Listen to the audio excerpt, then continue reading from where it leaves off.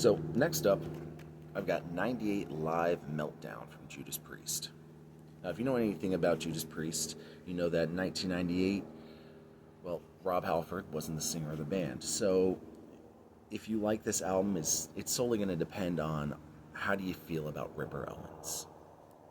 Now, if you don't know anything about Judas Priest, then in the early 90s, they came out with an album called Painkiller, which is, in my opinion, the best Judas Priest album ever made. Halford then decides, Halford's the original singer, he decides that he's going to take some time off and he's going to just do some solo shit, some side projects, explore a little bit. I mean, he's been with Priest for 20 years at that point. So he sends him a letter. And this is all according to Halford's autobiography. Their communication was so bad that management took that letter, went to the band and said, hey, Halford's quitting. And Halford never bothered to reach out and say, no, I'm not quitting. I'm just taking a break for a minute. And the band never bothered to reach out and say, what the fuck? Instead, Halford spent the 90s doing solo projects and like side shit. And Priest replaced him with a singer from a tribute band named Tim Ripper Owens. Ripper, obviously, being from the song The Ripper. Now, Ripper is easily the best choice to replace Halford. And I think it's really cool that, I mean, these guys could have grabbed any singer they wanted, and they chose a guy from a tribute band. Ripper, at times, and you can hear it a lot on this album, he really feels like he's trying too hard to be Halford.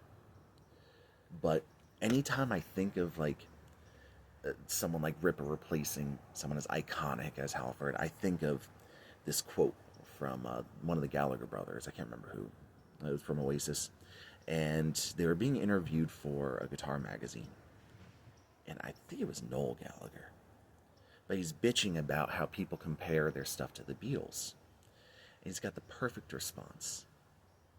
He said, you can't be too Beatlesy. If you're too Beatlesy, then you're fucking good. And I think that applies to Ripper. If you sound too much like Halford at times, then you're fucking good. Now, one thing that I notice Halford doesn't do, that Ripper really does well. Halford's an amazing singer, but he really can't do much outside of like mid to high register.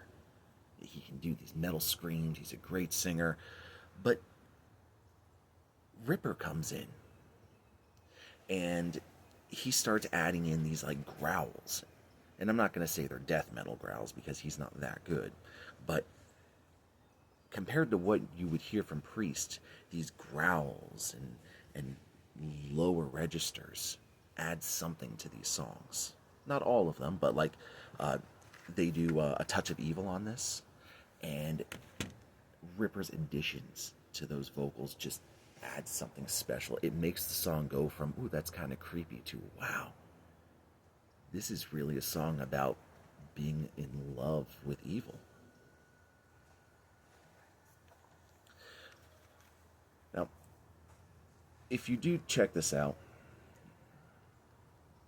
and this is my first live album, so it's kind of weird suggesting songs to check out since these are all from other CDs, but the joy of this is hearing Ripper do a lot of these songs. So I will do songs that he excels in that Halford has done, and Ripper originals. If you want to hear how Ripper sounded doing some of the early Halford stuff, absolutely Touch of Evil and Painkiller. Oh my fucking god. That Painkiller alone, you listen to that and you understand that is why they picked Ripper. Hellbent for Leather. Oh my god. I think that's one of those songs where anyone can be singing it and it's gonna be good. But Ripper really does it justice. So, those are three for him. A Touch of Evil, Painkiller, Hellbent for Leather. As for Ripper's stuff with Priest, I do want to preface this by saying, like, growing up, I never listened to anything from Ripper other than Burn in Hell, and I fucking loved that song, but I wasn't a huge Priest fan. You know, I was Team Maiden. But they really embraced how heavy metal was getting in the 90s. And I know bands like Maiden and Motley Crue, they kind of played with it, but Priest went in and started doing these chugging riffs, and it sounds so fucking perfect for them.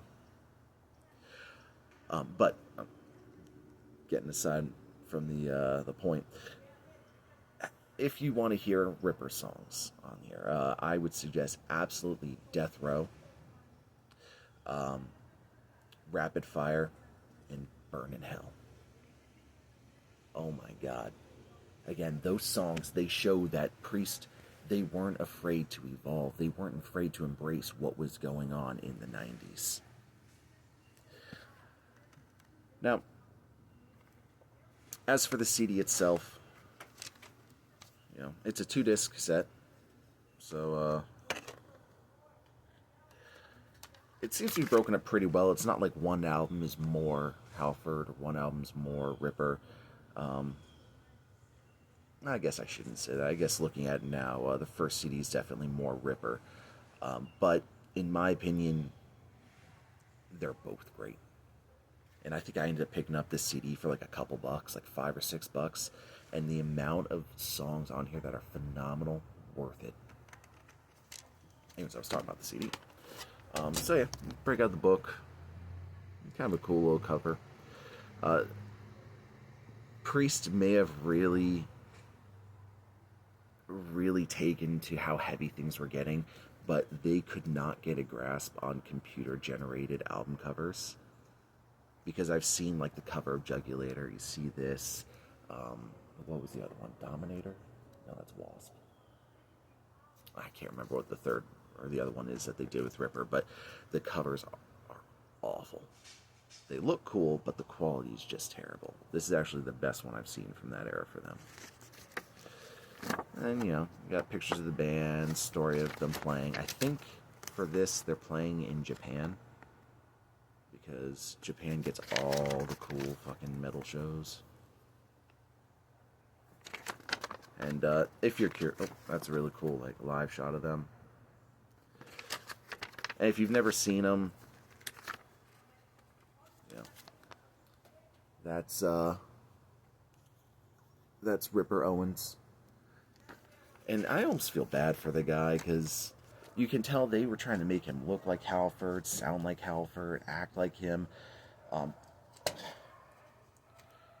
One huge critique, and this is like for most live albums, at least metal albums, the banter in between songs is so fucking cheesy and lame. And, you know, it was the 90s, so maybe I should take that into account, but oh my God, dude. Having a crowd just chant metal over and over and over, I think that's fucking cheesy as shit. But that's just me. Which brings me to, if you love Judas Priest or you kind of want to be introduced to them, this is a great album to go for. Just remember, it's not Halford. It's Ripper. It's not a bad thing, but it is a little different. So I suggest this completely. And I'm so happy that I bought this album.